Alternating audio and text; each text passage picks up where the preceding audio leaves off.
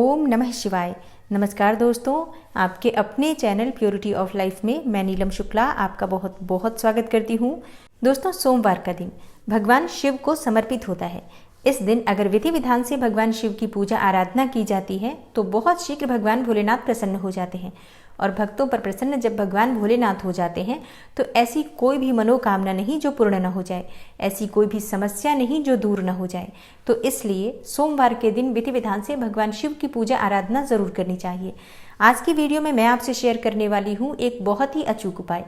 इस उपाय को आप किसी भी मनोकामना के लिए कर सकते हैं, चाहे आप आर्थिक तंगी से परेशान हो या फिर आप कर्ज से घिरे हुए हो, शनि दोष से परेशान हो, शनि की 7.5 से ढैया से परेशान हैं या फिर शनि के गोचर में आपको परेशानियां हो रही हैं, तो ये उपाय आपको जरूर करना चाहिए। इस उपाय से आपको निश्चित ही लाभ होगा। और अगर आपकी जन्म कुंडली में राहु या केतु से संबंधित कोई परेशानी है तो भी आप इस उपाय को कर सकते हैं। और अगर आप मानसिक रूप से बहुत अधिक अशांत रहते हैं, बहुत अधिक परेशान रहते हैं, तनावग्रस्त रहते हैं, तो इस उपाय को करने से निश्चित ही आपको मानसिक शांति की प्राप्ति होती है। जन्म कुंडली में अगर चंद्रमा खराब स्थिति में है तब भी मानसिक अशांति होती है।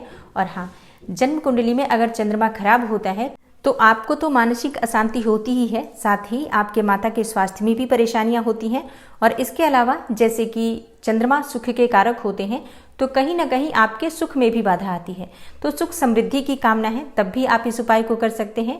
और हाँ, जैसे कि माता पिता चाहें तो इस उपाय को अपने बच्चों के लिए कर सकते हैं। जैसे कि बच्चों की शिक्षा अगर ठीक नहीं चल रही है, पढ़ाई में परेशानियां आ रही हैं, तब भी इस उपाय को किया जा सकता है। मतलब देखिए, ये उपाय आप किसी भी मनोकामना के लिए कर सकते हैं। भगवान शिव की विशेष कृपा प्राप्ति के लिए ये उपाय जरूर करना चाहिए। तो बात करेंगे उपाय के बारे में, लेकिन इससे पहले एक रिक्वेस्ट है मेरी आपसे। अगर आपको वीडियो अच्छी लगती है तो वीडियो को लाइक ज़रूर कीजिए और शेयर भी ज़रूर कीजिए वीडियो को ज़्यादा से ज़्यादा अपने फैमिली फ्रेंड्स के साथ।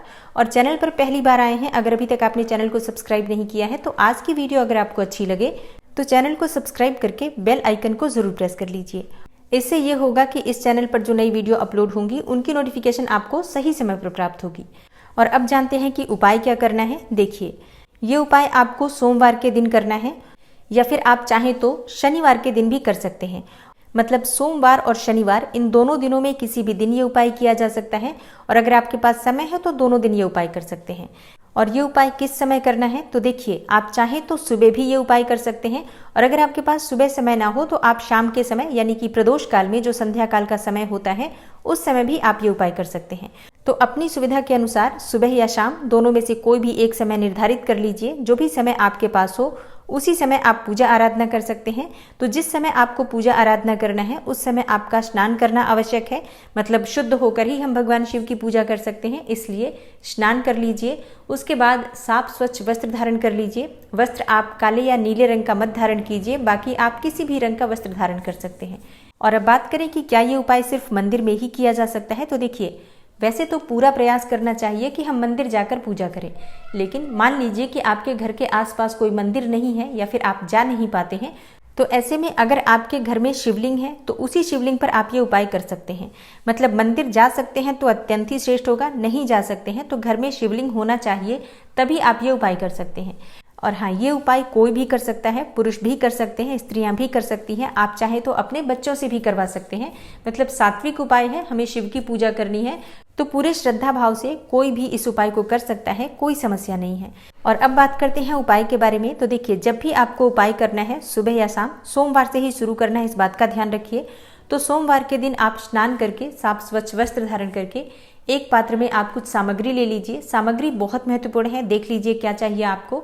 सामग्री में सबसे पहले आपको थोड़ा सा कच्चा दूध चाहिए, थोड़े से काले तिल चाहिए और थोड़े से शमी के पत्ते चाहिए। और इसके साथ ही थोड़ी सी शक्कर चाहिए आपको और शुद्ध जल, गंगा जल चाहिए। इसके अलावा अगर आपके पास कोई भी और सामग्री हो पूजा की तो उसका भी प्रयोग कर सकते हैं, जैसे कि बिल्व पत्र, भांग, धतूरा या भस्म, चंदन इत्यादि। ये पूरी तरह से आपकी इच्छा पर और सामर्थ्य पर निर्भर करता है। अगर आपके पास हो तो ले लीजिए, नहीं तो जो सामग्री मैंने बताई उतनी सामग्री जरूर होनी चाहिए। तो सबसे पहले आपको एक पात्र लेना है। अब पात्र चाहे तो आप पीतल का भी ले सकते हैं, चांदी का भी ले सकते हैं, स्टील का भी ले सकते हैं, लेकिन तांबे के पात्र का प्रयोग नहीं करना है, इस बात का ध्यान रखिए। तो जो भी पात्र आप लेते हैं सबसे पहले उसे साफ कर लीजिए, शुद्ध कर लीजिए। उसके बाद थोड़ा सा गंगा जल उसमें डाल दीजिए सबसे पहले। उसके बाद थोड़ा सा कच्चा दूध डाल दीजिए, फिर जल से उस पात्र को भर दीजिए। और इसी पात्र में आपको थोड़े से काले तिल डालने हैं। देखिए, चुटकी भर आप काले तिल डाल दीजिए और चुटकी भर शक्कर डाल दीजिए और इसी में आपको शमी के पत्ते डालने हैं। शमी के पत्ते आपके पास जितने भी उपलब्ध हो, 5 पत्ते, 7 पत्ते या इससे ज़्यादा पत्ते हो तो उसका भी प्रयोग कर सकते हैं। 1 पत्ता हो तो 1 भी पत्ता ले सकते हैं, पर शमी का पत्ता होना चाहिए, इस बात का ध्यान रखिए। लेकिन जैसे कि कई लोगों के प्रश्न आ सकते हैं कि हमारे पास शमी का पत्ता नहीं है तो हम क्या करें, तो कोई बात नहीं, आप सिर्फ काले तिल का प्रयोग कर लीजिए। जिनके पास शमी के पत्ते उपलब्ध हो ज़रूर आप उसका प्रयोग करें, ना हो तो आप सिर्फ तिल का भी प्रयोग कर सकते हैं। या फिर अगर आपके पास शमी के पत्ते ना उपलब्ध हो और बिल्व पत्र हो तो आप बिल्व पत्र का भी प्रयोग कर सकते हैं। और ये सभी सामग्री आपको जल के पात्र में ही डालना है और ये जल का पात्र लेकर आपको शिवालय जाना है। अब मान लीजिए कि आप शिवालय नहीं जा सकते हैं तो अपने घर में भी शिवलिंग पर कर सकते हैं। भगवान भोलेनाथ के मंदिर जाकर उनको प्रणाम कीजिए और ये जो पात्र आपके हाथ में है इसे भगवान शिव को समर्पित कर दीजिए।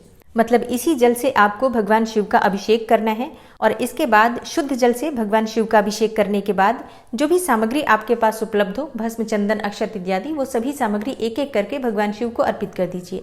कोई सामग्री न लेकर गए हो तो सिर्फ आप जलाभिषेक करके भी पूजा को पूर्ण कर सकते हैं, लेकिन एक दीपक अवश्य लेकर जाइए। भगवान शिव की पूजा जब हम करने जाते हैं या किसी भी मंदिर में जाते हैं तो दीपक अवश्य प्रज्वलित करना चाहिए। तो जब आप जलाभिषेक कर लेते हैं, सभी सामग्रियां उन्हें अर्पित कर देते हैं, तो उसके बाद दीपक आप प्रज्वलित करेंगे और दीपक में आपको 2 लौंग डालनी है। याद रखिए, फूल वाली लौंग होनी चाहिए, 2 लौंग। तो सबसे पहले आपको दीप प्रज्वलित करना है।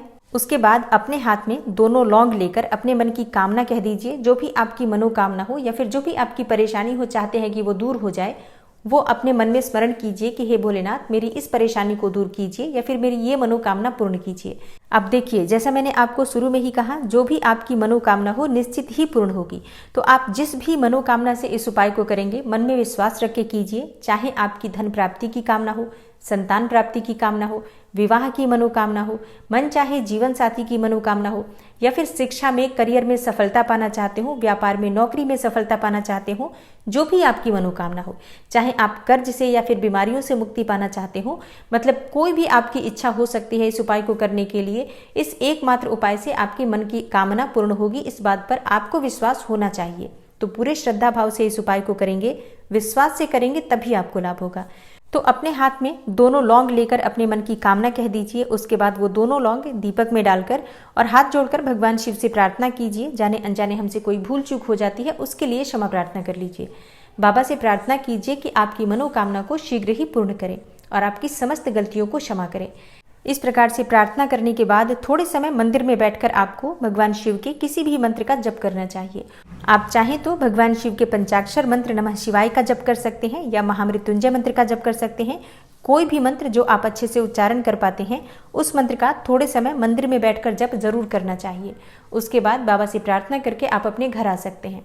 और हाँ, एक और चीज़ का आपको ध्यान रखना है, जब आप मंदिर जाते हैं तब भी अपने मन में आप किसी न किसी मंत्र को स्मरण करते हुए ही जाएंगे। रास्ते में किसी से बात करते हुए नहीं जाना चाहिए। जब भी हम मंदिर जाते हैं, भगवान से मिलने जाते हैं, तो हमें रास्ते में दूसरे लोगों से बात नहीं करनी चाहिए। और मंदिर में जाकर भी सिर्फ आप पूजा आराधना कीजिए। मंदिर में जाकर भी हमें आसपास जो भी लोग होते हैं उनसे बेवजह की बातें नहीं करनी चाहिए। सिर्फ आपको भगवान शिव के नाम का, मंत्र का ही स्मरण करनी चाहिए। और मंदिर से घर लौटते वक्त भी आपको इन बातों का ध्यान जरूर रखना है। और जब आप भगवान भोलेनाथ का अभिषेक कर रहे हैं, उस समय भी आपको किसी न किसी मंत्र का जप अवश्य करना चाहिए। जो भी आप मंत्र अच्छे से जप पाते हैं, चाहे महामृत्युंजय मंत्र जप लीजिए या फिर नमः शिवाय का जप कर लीजिए, चाहे तो शिव तांडव स्तोत्र का पाठ कर सकते हैं या फिर आप रुद्राष्टक का पाठ कर सकते हैं, या कोई और भी मंत्र अगर आप जानते हैं, जैसे कि श्री शिवाय नमस्तुभ्यम, इस मंत्र के द्वारा भी आप पूरी पूजा संपन्न कर सकते हैं। कोई भी मंत्र जपिए, लेकिन मंत्र जपना आवश्यक है, मौन रहकर पूजा नहीं करनी चाहिए। तो इस उपाय को आप हर सोमवार को कर सकते हैं, चाहे तो शनिवार को भी कर सकते हैं और चाहे तो सोमवार और शनिवार दोनों दिन कर सकते हैं। अब जैसे कि बहुत से लोगों का प्रश्न होगा कि ये उपाय हमें कितने दिन तक करना चाहिए। देखिए, वैसे तो ये उपाय बहुत आसान है, आप चाहें तो हमेशा कर सकते हैं, कोई इससे नुकसान नहीं है, लेकिन फायदे बहुत हैं। लेकिन कम से कम आपको ये उपाय 16 सोमवार तक जरूर करना चाहिए। तो 16 सोमवार या फिर 16 शनिवार, या फिर आप चाहें तो 16 सोमवार और शनिवार दोनों दिन कर पाते हैं तो अत्यंत ही श्रेष्ठ है। इस उपाय को करके देखिए, बदलाव तो आपके जीवन में निश्चित ही होगा, क्योंकि इस उपाय को करने से बड़ी से बड़ी समस्याओं से भी मुक्ति मिल सकती है। और बड़ी से बड़ी भी अगर आपकी कोई मनोकामना है जो आपको लगता है कि पूरी ही नहीं हो सकती है, ऐसी मनोकामनाएं भी इस उपाय को करने से पूरी हो जाती है। तो विश्वास से करेंगे तो लाभ तो आपको निश्चित ही मिलेगा। उम्मीद करती हूँ आज की वीडियो आपके लिए अवश्य उपयोगी होगी। अच्छी लगी हो वीडियो तो लाइक कीजिए, शेयर कीजिए। चैनल पर पहली बार आए हैं तो सब्सक्राइब करके बेल आइकन को जरूर प्रेस कर लीजिए। मिलती हूँ मैं आपसे अगली वीडियो में, तब तक के लिए नमस्कार।